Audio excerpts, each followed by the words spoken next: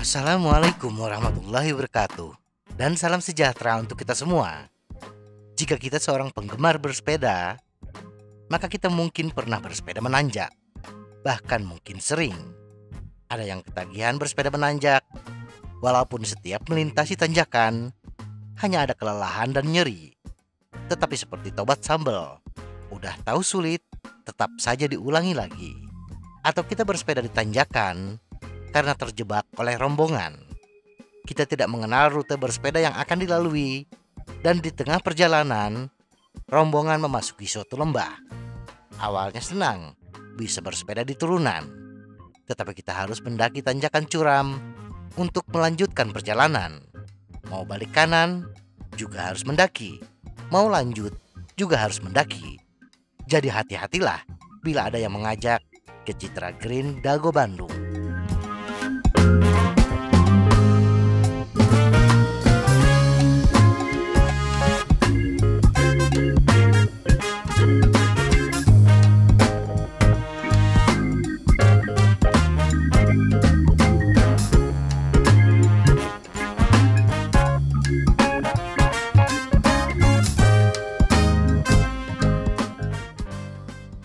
Sebagian pesepeda menyukainya, dan sebagian lainnya membencinya. Begitulah kita. Namun, tidak masalah apakah kita salah satu pembenci. Berlatih bersepeda di tanjakan, satu hal yang layak untuk kita pertimbangkan. Setidaknya menghadapi kondisi seperti tadi, memasuki lembah. Dengan pelatihan yang tepat, kita dapat mengandalkan satu hal. Kita akan menjadi lebih baik.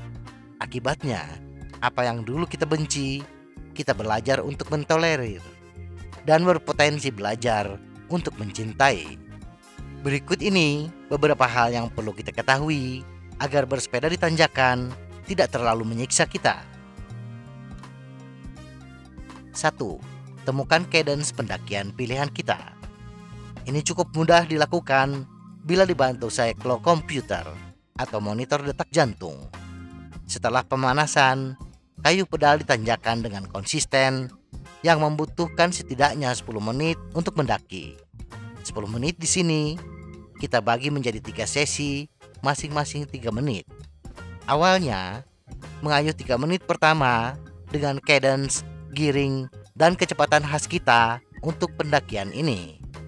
Periksa detak jantung kita dan atau catat pola pernapasan kita saat menyelesaikan blok ini. Untuk segmen 3 menit berikutnya, turunkan giring sedikit lebih mudah dan tingkatkan cadence kita untuk mempertahankan kecepatan yang sama.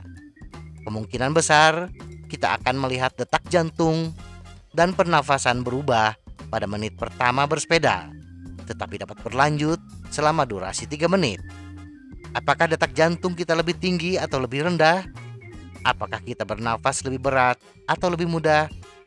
Untuk blok 3 menit terakhir, naikkan giring lebih berat dari giring awal 2 step dan kurangi cadence kita untuk mempertahankan kecepatan yang sama.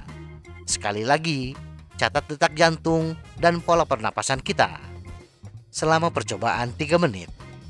Cadence pendakian kita yang paling efisien adalah yang nyaman dan juga menghasilkan detak jantung yang lebih rendah dan pola pernapasan yang lebih mudah.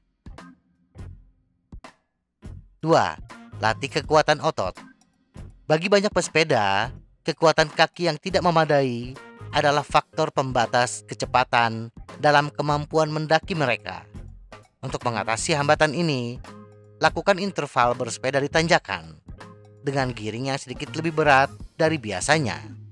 Cadence kita akan lebih lambat dari biasanya, tetapi otot kita akan beradaptasi dengan rangsangan latihan. Jika kita memberi waktu pemulihan yang memadai, kita akan segera menaiki giring yang lebih berat dengan kecepatan yang lebih baik dengan tenaga yang dirasakan sama. Cobalah 3 kali 8 menit mendaki tanjakan favorit kita dengan giring yang berat dan menurunkan cadence pilihan kita setidaknya 10 rpm. 3. Mendaki dengan kecepatan kita.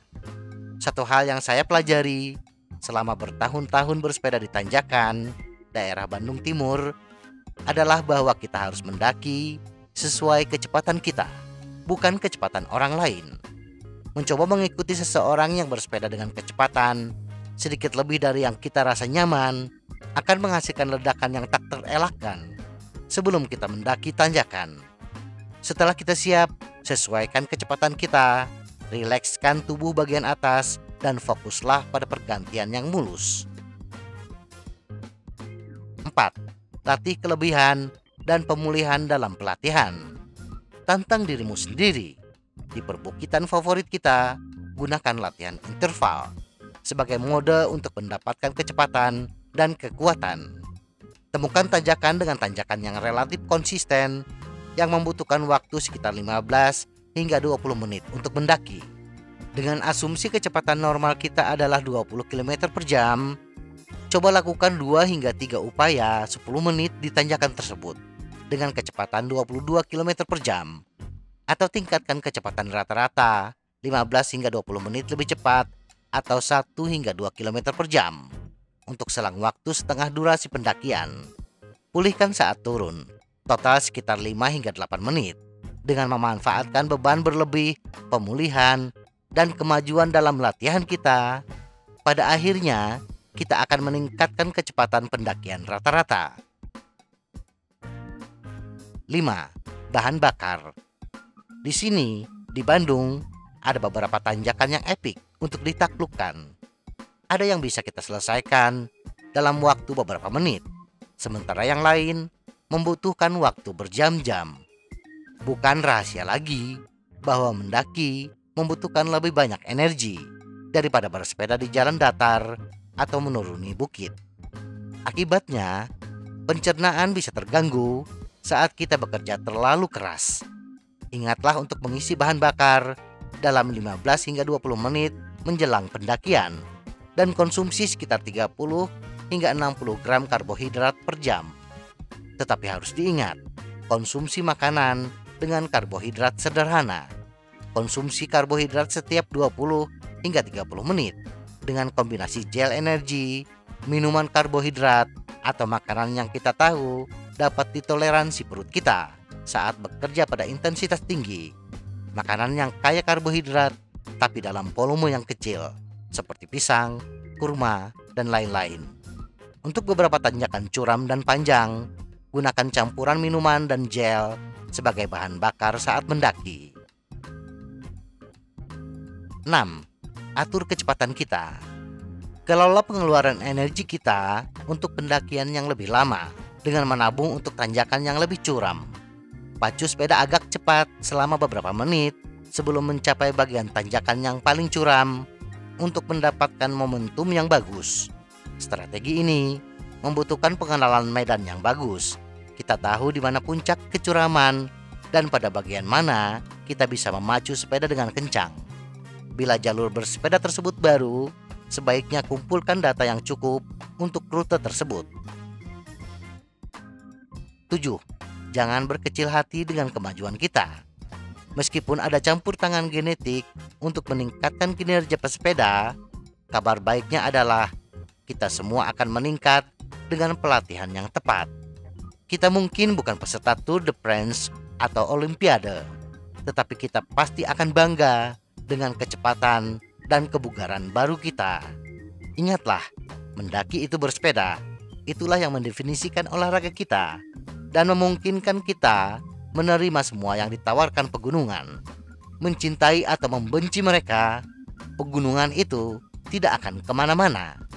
Perhatikan saran saya, tantang diri kita, dan sampai jumpa di pegunungan. Semoga informasi ini bermanfaat. Tetap sehat, salam goes.